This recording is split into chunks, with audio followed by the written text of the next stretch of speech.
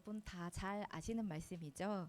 네, 이 장은 사실 이렇게 13절까지 끊어서 보기보다는 이제 전체 끝까지 봐야 하지만 네, 길기도 하고 또 내용상 오늘 조금 나눠서 같이 말씀을 보려고 합니다. 네, 오늘 제목이 뭐죠? 네, 어디서 많이 보던 제목이죠? 예준이 누가 SBS 이렇게 하셨는데요. 네, 네, 그 한 재작년쯤 종영된 아주 유명한 26년간이나 방영했다고 하더라고요. 순간포착 세상에 이런 일이. 이 세상에 떠들썩하고 신기하고 놀랍고 또 재미있고 감동적인 많은 이야기들을 취재해서 이렇게 전했던 그 방송인데요. 오늘 세상에 이런 일이보다 더 놀라운 일이 성경에 기록되어 있습니다. 우리 친구들도 다 잘 아는 말씀일 텐데요. 사실 이제 사도행전 하면 많은 사람들이 이제 1장 8절 말씀과 그리고 2장에 오늘 이 오순절 성령 강림 사건이라고 하죠. 이 이야기를 굉장히 많이 떠올리게 됩니다. 그런데 오늘 이 성령 강림 이 사건, 이 역사적인 어떤 일들이 어떤 이유 때문에 어떤 내용을 가지고 우리에게 소개되는지 함께 보려고 합니다. 먼저 1절에 보시면 오늘 이 일이 언제 일어났다고 하나요? 네, 언제요? 오순절이라고 합니다. 우리에게는 조금 낯선 오순절이라고 하는 이스라엘의 절기 중에 하나인데요. 이스라엘에는 7대 절기가 있는데 그 중에 이제 3대 절기는 반드시 이스라엘 모든 남성들이 예루살렘에 올라와서 지키도록 하는 큰 절기예요. 그 중에 이 유월절 그리고 이 오순절 그리고 나중에 지키게 될 초막절, 장막절이라고 하는 이 3대 절기는 유대인들이 남성들은 반드시 올라와서 절기를 지키게 됩니다.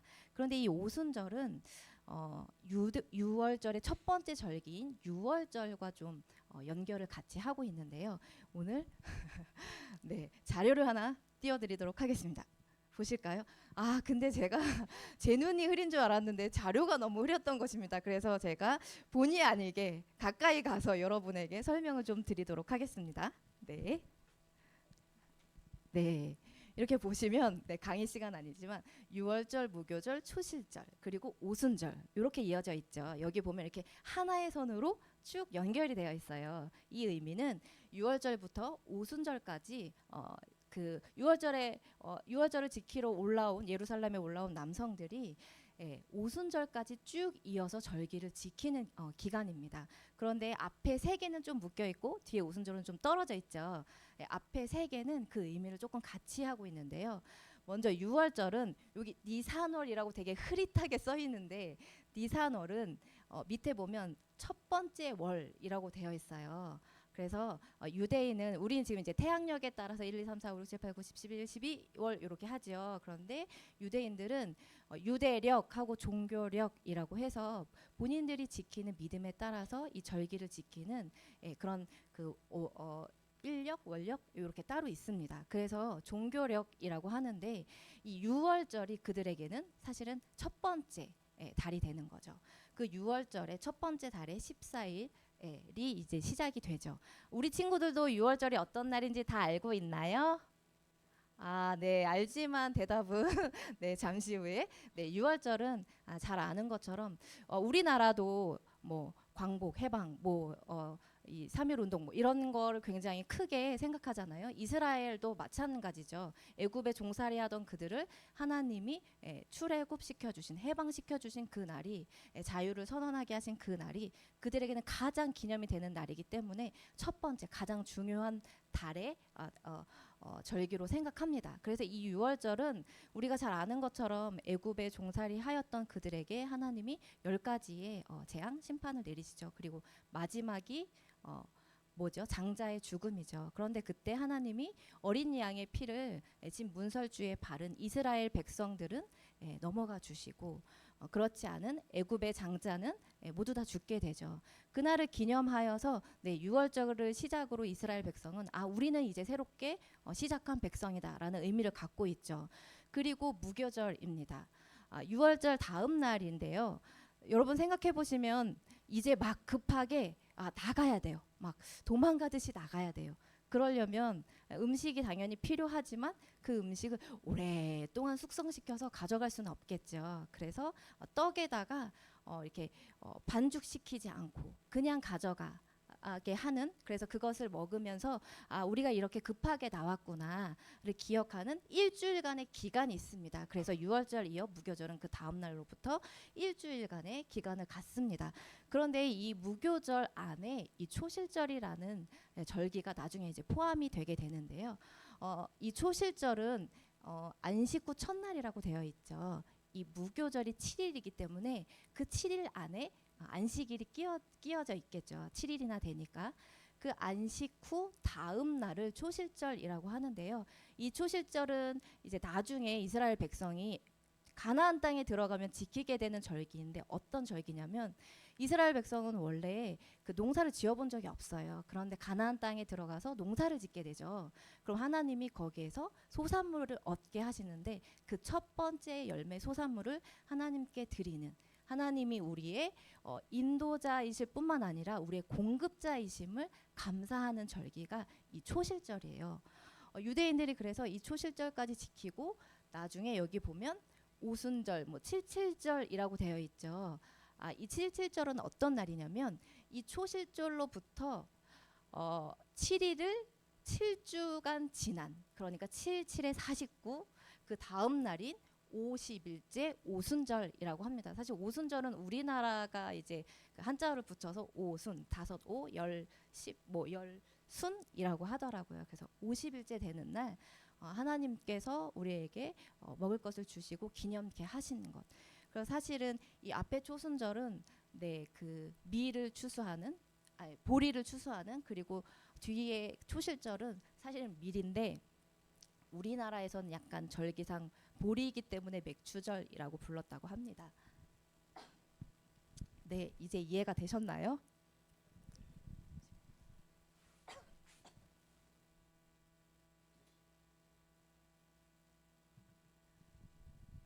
네, 유대인들이 이렇게 지켰던 이 오순절까지의 절기 안에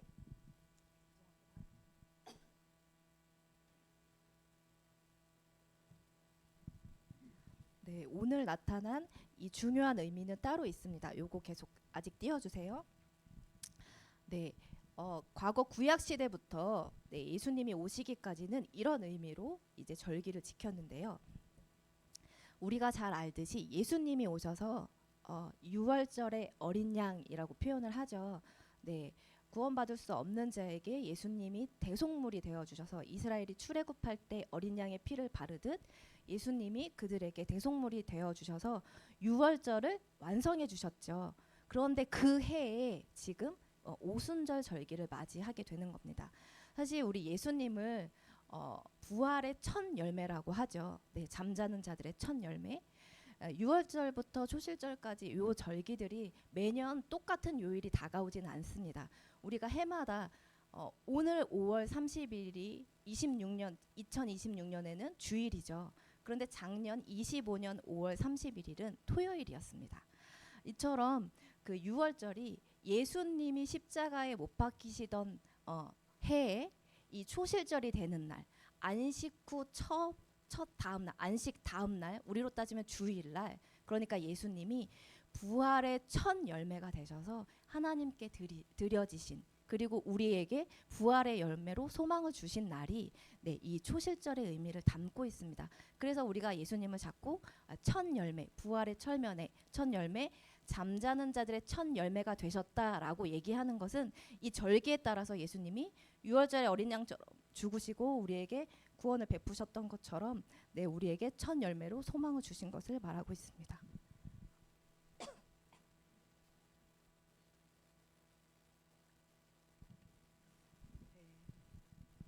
감동해서 그런 게 아니라 목이 자꾸 말라서 죄송합니다.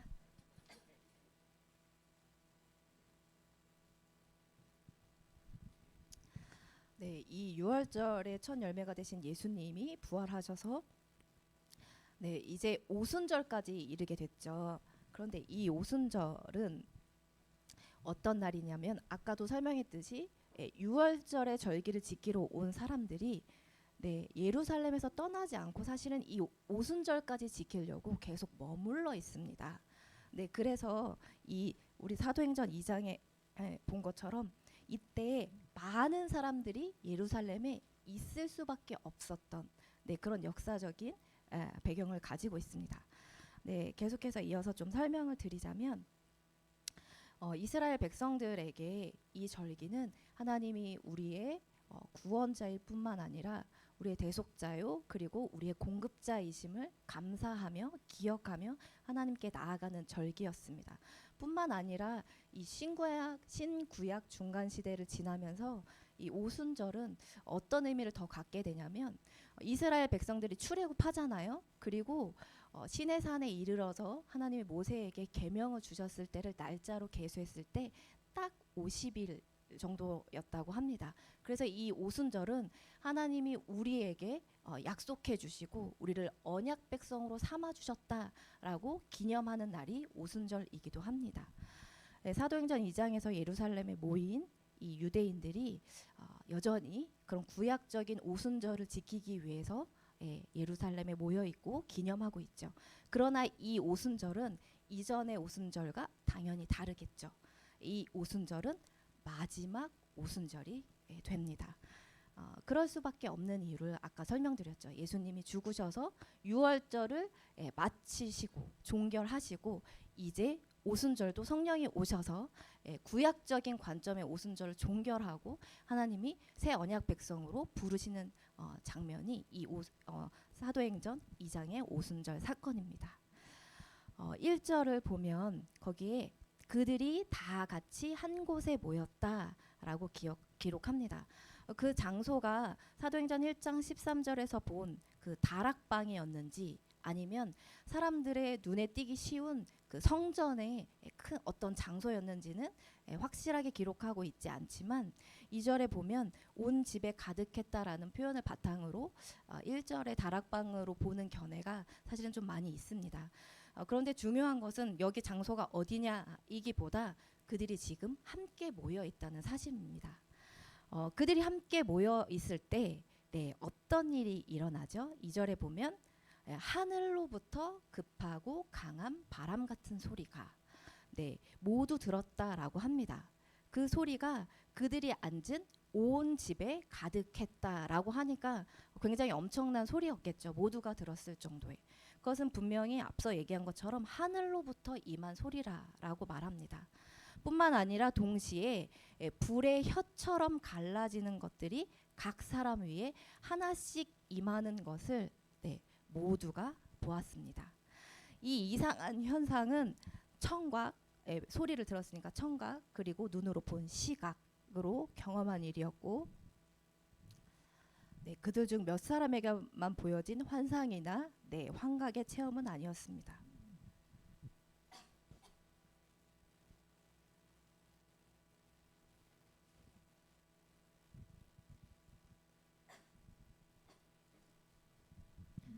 불과 바람과 불의 현상은 모든 사람이 듣고 볼 수 있는 현상이었습니다. 그렇지만 성경은 이것을 과거의 어떤 경험을 바탕으로 우리가 설명할 수 있는 일은 아니라고 기록합니다. 비유로만 설명할 수 있는 어떤 일이라고 하죠. 뭐뭐와 같은, 뭐뭐처럼 이라는 단어들이 사실은 이 사도행전의 기록자인 누가가 선택한 단어인데요. 이 장면을 사람들이 보기는 보고 듣기는 들었지만 경험해보지 못하는 것이기 때문에 뭐뭐와 같은, 뭐뭐처럼으로 묘사하고 있습니다. 이것은 전형적인 성경을 이해하는 방식인데요. 지금 일어난 일은 하나의 자연 현상은 아닙니다. 그런 현상 같은 것으로 묘사하고 있습니다. 이런 묘사는 사실 성경에서 흔히 나옵니다. 실제로 경험했으나 인간의 언어로 온전히 표현할 수 없는 초자연적인 묵시들과 경험들을 전달할 때 이런 표현을 하죠. 여기서 중요한 것은 바람 같은 소리, 그 다음에 불의 혀 같은 모양. 이것이 과연 그런데 뭘 가리키냐라는 것입니다. 바람과 불, 이 둘은 모두 하나님의 임재를 가리킵니다. 바람은 구약 성경에서는 루아흐 이렇게 표현하고 신약 성경에서는 푸뉴마라고 하는데 이것은 모두 성령님을 상징하는 단어로 기록되어 있습니다. 우리 친구들도 잘 아는 창세기 2장에는 굉장히 중요한 사건이 나옵니다. 어떤 사건이 나올까요? 바람과 관련된. 네. 태훈이가 열심히 찾아보고 있는데요. 태훈이가 찾을 때까지. 네, 창세기 2장에 바람과 관련된 중요한 사건. 네, 어떤 일이 벌어지죠? 우리 부모님들 다 알고 계시죠? 네, 뒤에서 누가 힌트를 주셨어요. 이렇게. 네, 창세기 2장에는 하나님이 사람을 흙으로 만드시고 어떻게 하시죠? 그 코에 생기를 불어넣으신. 그것을 우리는 생기를 불어넣으신 장면, 바람. 네. 그런데 본문의 사건은 또 특별히 어떤 것과 조금 비슷하냐면 구약 성경 에스겔 선지자를 하나님이 성령에 이끌려서 선지자를 어디로 데려가시냐면 한 골짜기로 데려가시는데 거기에 마른 뼈들이 가득하죠. 그때 하나님의 성령이 이 선지자에게 무언가 대언하라고 합니다. 하나님의 말을 대신 전하라고 해요. 그 말이 무엇이냐면 생기야 사방에서부터 와서 이 죽음을 당한 자에게 불어서 살아나게 하라 라고 에스겔 37장 9절에 대언을 합니다. 마른 뼈들이 사람의 형체를 입고 살아나는 이 환상은 그 이후에 살아나는 것만이 아니라 하나님이 그분의 영을 부어주시겠다라는 약속으로 이어집니다. 불도 마찬가지입니다. 이 불은 우리 잘 아는 출애굽기에 또 나오는데요. 모세를 하나님이 어떻게 만나주시죠? 네, 불로. 네, 나무가 이렇게 막 타는데 나무에 불이 붙었는데 나무가 타서 없어지지는 않아요. 나무에 불이 붙었는데 계속 그 형체로 있죠. 네, 하나님이 불로 모세에게 만나주시죠. 또 하나님이 이스라엘 백성이 광야를 통과할 때 밤에 어떻게 함께 해주시죠? 네, 춥지 말라고 불기둥으로 함께 해주시죠. 인도해 주시죠. 또한 불은 이사야 6장에서는 선지자에게 이사야 선지자에게 하나님이 타는 수투로 그의 혀에 대어서 정결케 하는, 그의 입술을 정결케 하는. 그리고 계시록에는 하나님의 심판을 상징하는 것으로 불이 쓰여져 있습니다. 성경에서 하나님의 불은 심판과 성결 그리고 하나님의 능력과 임재를 나타냅니다. 이 신비한 현상, 이 경험을 통해 제자들이 이제 어떻게 되냐면요. 4절에 보면 다 성령의 충만함을 받고 성령의 말하게 하심을 따라서 다른 언어들로 이제 말하기를 시작합니다. 네, 우리가 제일 부러워하는 다른 언어들로 말하기를 시작하죠. 지금 제자들이 성령을 받은 것은 우리가 하나님이 처음 우리에게 만나주신 어떤 구원과 회심의 사건은 아닙니다. 그들은 이미 성령을 받은 적이 있죠. 그들에게 이미 예수님이 성령을 주신 적이 있으십니다. 요한복음 20장 22절에 보면 예수님이 부활하시고 나서 11제자에게 나타나셔서 그들에게 숨을 내쉬며 성령을 받으라 라고 말씀하신 적도 있습니다. 그렇다면 지금 사도행전에서 사도들이 성령을 받은 이 사건은 어떤 것이냐면 1장 8절에 그 힌트가 있는데요. 내 증인이 되라. 증인이 되기 위해서 예수님의 사명을 실행하기 위해서 지금 성령을 그들에게 부어주시는 것입니다. 사도들의 성령 체험은 그들의 시대의 특별한 증인으로 그들을 무장시키기 위한 것이었습니다. 예수께서 승천하실 때 하신 약속 1장에 있죠. 기억나시죠? 약속하신 성령의 충만을 받은 이 일이 지금 바깥으로 분명하게 드러난 것입니다. 우리는 여기에서 우리가 종종 하는 성령 충만이라는 용어를 만나게 됩니다. 성령 충만이 뭘까? 사실 우리도 되게 난해하게 서로 다르게 이해하고 이야기할 때가 많죠. 성령 충만은 사실 수량으로 계산할 수 있는 것들은 아니죠. 성령 충만을 난 10만큼 받았어. 에게 예준이 형 성령 충만 10밖에 안 받았어. 난 100만큼 받았는데 태훈이가 이렇게 말할 수 없는 것이죠. 사도행전에서 성령으로 충만하다는 것은 하나님을 섬기는 사역, 말씀과 말씀 선포나 선교에 적합하도록 사람들에게 능력을 허락하실 때 사용된 용어가 사도행전은 성령 충만입니다. 성령의 임함과 충만은 사실 겁쟁이였던 그들을 용감하게 하고 이기적인 사람을 헌신적인 사람으로 바꾸고 교만한 자들을 겸손하게 변화시켜주는 것이었습니다. 2장 11절에 보면 그들은 하나님의 큰 일을 말하기 위해 하나님이 제자들에게 성령 충만하게 하셨다라고 기록하고 있습니다. 성령의 충만함을 입은 제자들이 각기 다양한 다른 나라의 이제 언어로 말하기를 시작하자 큰 무리가 아까 이야기했던 것처럼 유대인의 큰 절기인 유월절부터 오순절까지 이제 지키기 위해서 기다렸던 있었던 함께 모여 있었던 많은 무리가 이제 이쪽으로 모여들기 시작합니다. 왜 그렇죠? 저 사람들은 다 갈릴리 사람. 그러니까 예루살렘 안에서 갈릴리 사람.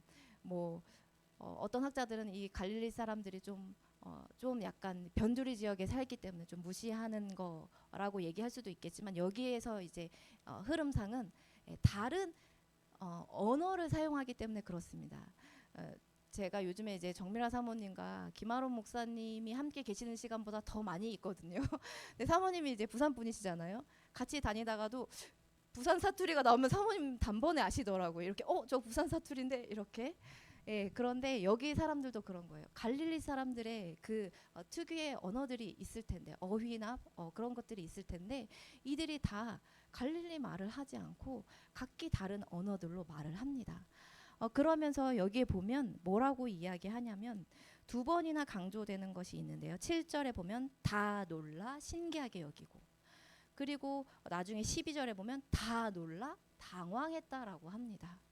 네, 그도 그럴 것이 갈릴리 사람들이 어디 다른 나라를 막 이렇게 다녀본 적이 없을 텐데 막 다른 나라 말을 하는 거예요. 예를 들면 이제 우리 친구들이 7월 달에 필리핀에 갑니다. 필리핀에 이제 가기 전에 우리 친구들한테 가르쳐 준 적이 없는데 따갈로로 막 우리 친구들이 막 복음을 전한다고 하면 저희가 굉장히 신기하고 놀라고 좀 당황스럽겠죠.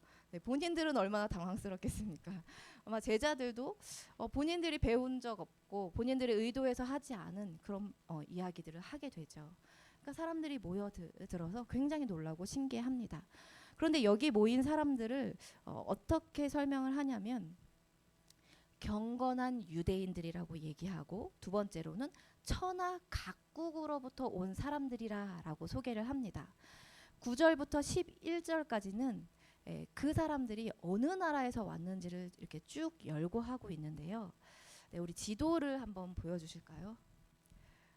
분명히 제 컴퓨터에선 되게 크게 보였는데 안 보이시죠? 멀리서. 제가 가서 이렇게 이야기를 하자면 첫 번째 이렇게 바데, 메데, 엘람, 메소포타미아. 이렇게 이제 나누고 있는데요. 요 지역은 어디를 이야기하냐면 아시다시피 이스라엘은 우리나라처럼 남북으로 나뉘어 있다가 이제 모두 북이스라엘이 먼저 망하게 되죠. BC 722년에 북이스라엘이 아수르에 의해서 멸망을 하게 됩니다. 그때 북이스라엘은 10개의 지파였죠.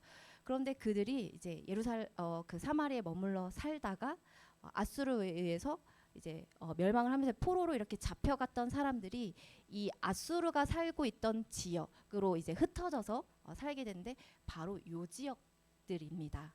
그래서 그때부터 쭉 살던 하나님의 백성들이 절기를 지키기 위해서 예루살렘으로 오게 되는 것이죠. 여기에 보면 쭉 열거된 이 나라 이 개수를 한 15개로 이제 보고 있는데요. 이 첫 번째 바데인부터 메소포타미아는 그 지역에 아수르에 의해서 포로로 잡혀간 사람들이 흩어져 살고 있던 그들이 여전히 하나님의 절기를 지키기 위해서 예루살렘에 왔었던 거고요. 그 다음부터 쭉 여러 지역 이렇게 보시면 굉장히 많은 저기 보면 로마에까지 많은 사람들이 절기를 지키기 위해서 예루살렘에 오죠. 뒤에 그 지도를 보여주실까요? 아까 그거는 굉장히 좀 눈에 확 안 들어와서 눈에 더 확 띄게 요 선으로 이렇게 쭉 보시자면 예루살렘을 중심으로 굉장히 멀리에서 먼 나라에서부터 사람들이 모여든 것입니다. 이 많은 나라들에서 모여든 사람들 중에 특별히 이 로마를 소개할 때는 뭔가 설명을 지금 덧붙이고 있어요. 네, 로마에서 온 나그네라는 이제 표현을 하거든요.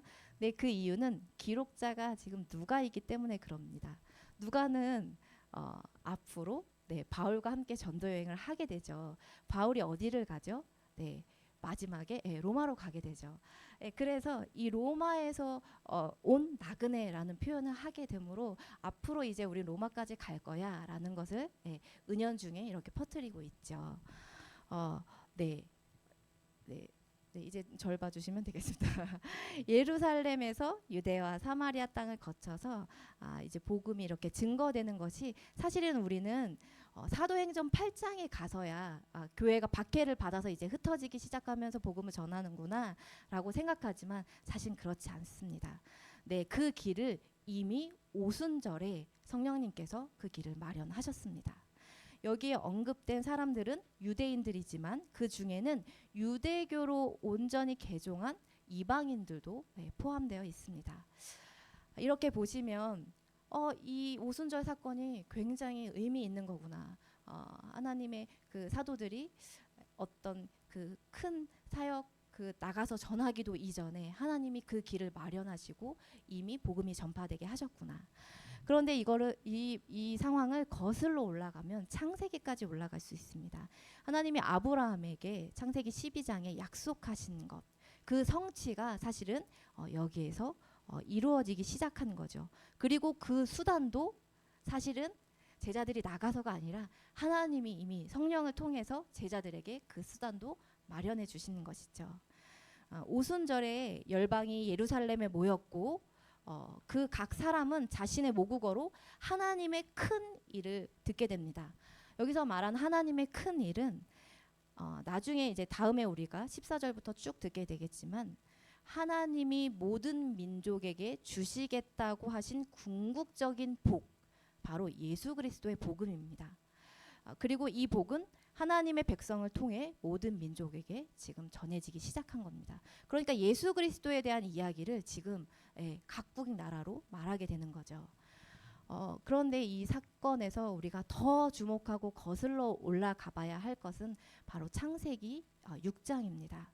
창세기 6장에 뭐라고 기록하고 있냐면 사람이 땅 위에 번성하면서 그들의 죄악이 가득할 때 하나님께서 나의 영이 영원히 사람과 함께하지 아니하리니 이는 그들이 육신이 됨이라. 그러나 그들의 날은 120년이 되리라 하고 말씀하십니다.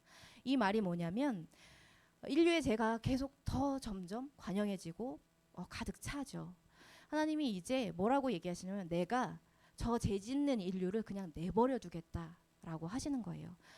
자기네가 선택한 길이 무엇인지 저들이 그냥 보게 놔두겠다라고 하십니다. 인간의 욕심이 무엇을 낳는지, 인간이라는 존재가 무엇인지, 세상이 무엇이며 삶이 무엇인지 보고 경험하는 시간을 그들이 갖게 하겠다라고 두시죠.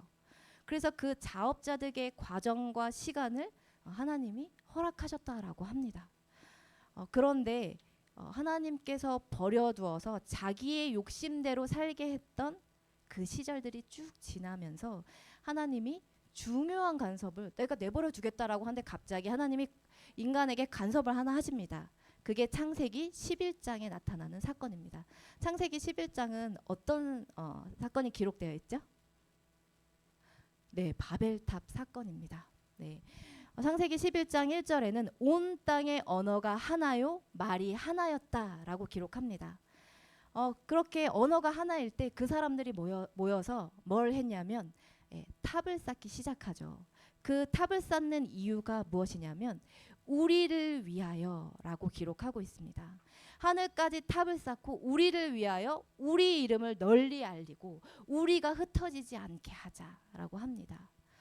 네, 자신을 위한 삶은 하나님을 대항하고 파멸에 이르게 합니다. 그런데 하나님이 어떻게 하시나요?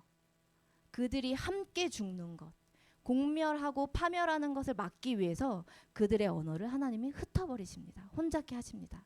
그러면서 인류가 흩어지게 되죠. 이때 바벨탑만 쌓지 않았으면 우리 친구들이 필리핀을 가기 위해서 영어를 더 열심히 공부하지 않아도 되고 따갈로우로 찬양을 지금 배우지 않아도 되는데, 네, 이 사건 때문에 우리가 지금 언어를 많이 배우고 있습니다. 네, 사람들이 모이면 좋은 것을 해내지 못합니다. 악이 더 크게 발생할 뿐입니다.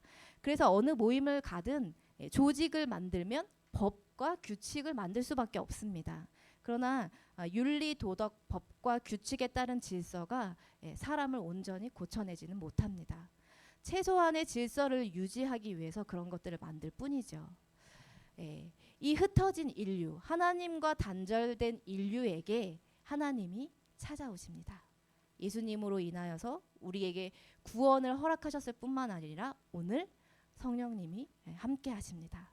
오늘 우리가 사도행전 2장에서 본 이 놀랍고 충격적인 사건의 의미는 공멸을 막기 위해 흩었던 인류를 하나님이 찾아오셔서 하나님과 화목해 하시고 하나로 묶으신 사건입니다. 예수님 안에서 하나님의 자녀로 하나로 묶으신 것이 이 성령 강림의 역사적 의미입니다. 이 사도행전 2장 1절부터 13절까지의 말씀을 이제 우리가 쭉 정리해 보자면, 사도행전 2장은 옛 언약이 예수 그리스도와 그의 보내신 이 성령 안에서 우리 유월절이 이제 종결됐고 오늘 오순절이 종결되었습니다. 이제 새 언약이 도래했음을 사실은 선언하는 그 내용이 오늘 사도행전 2장입니다. 승천하셔서 하늘 보좌에 앉아 계신 예수님은 약속하신 대로 자신의 성령을 보내주셨습니다. 제자들이 성령을 받고 능력을 덧입어 부활하신 그리스도의 복음을 전할 때에 이전에 그림자처럼 흐릿했던 것들, 그리고 약속들, 그리고 예언들의 의미가 이제 극적인 방식으로 사실은 드러난 것입니다. 성령의 강림으로 옛 저주는 제거되고 모든 나라는 한 언어를 통해서가 아니라 한 성령으로 다시 하나 되기 시작하며 실제로는 이 언어들을 뛰어넘었습니다. 오순절은 사도행전 2장에서 성취되었습니다. 또한 사도들이 이제 하나님의 그 능력을 받아서 사역을 시작한 이 첫 출발점이 되었습니다. 오순절은 예수 그리스도의 승천 이후 성령이 교회에 부어진 단회적이며 구속적인 사건입니다. 그리고 그 결과 교회가 탄생했고 새 언약 시대가 시작되었으며 모든 신자는 성령 안에서 하나가 되었고 복음이 온 세상으로 확장되기 시작했습니다. 성령님은 조용하게 각 사람 위에 오셔서 그들 안에 새 마음을 창조하시고 그들에게 영적 분별력을 주시면서 교회를 탄생시켜 주셨습니다. 예수님의 말씀, 그 약속대로 성령님이 임하시자 진짜 공식적인 교회가 출범하게 된 것입니다. 오순절 성령 사건의 핵심은 방언이나 바람, 불 현상 같은 것에 있지 않습니다. 오순절 성령 강림 사건은 반복적인 체험이 아니라 그리스도의 성육신, 십자가의 죽으신, 부활, 승천, 재림이 자꾸 일어나지 않잖아요. 단 한 번인 것처럼 구속 역사 안에서 한 번 베풀어진 사건입니다. 그리스도의 완성된 구원과 성령 안에서 이제 교회가 세워졌다 하는 것으로 그 의미를 담고 있습니다. 성령님이 오셔서 탄생한 신약 교회는 지금도 성령님 안에서 하나님이 거하실 처소가 되기 위해서 예수 그리스도 안에서 함께 지어져 가는 중입니다. 이제 우리를 볼까요? 우리 그 교회도 그리고 교회 공동체를 이루는 우리 한 사람 한 사람도 그러합니다. 교회는 우리끼리 좋아서 바벨탑을 쌓듯이 우리를 위해 우리가 만들 수 있는 곳이 아닙니다. 오직 성령님께서 모든 것을 뛰어넘는 은혜로 예수를 주라 고백하는 주의 자녀들을 하나님 자신과 묶어서 교회 삼아 주신 것이 교회입니다. 이 크고 놀라운 선물, 이 비밀, 우리에게 알게 하셨죠. 네, 우리는 이 크고 놀라운 선물과 비밀을 감사하고 찬양하는 삶, 네, 그리고 담대히 복음을 증거하는 증인의 삶을 살아가기를 소망합니다.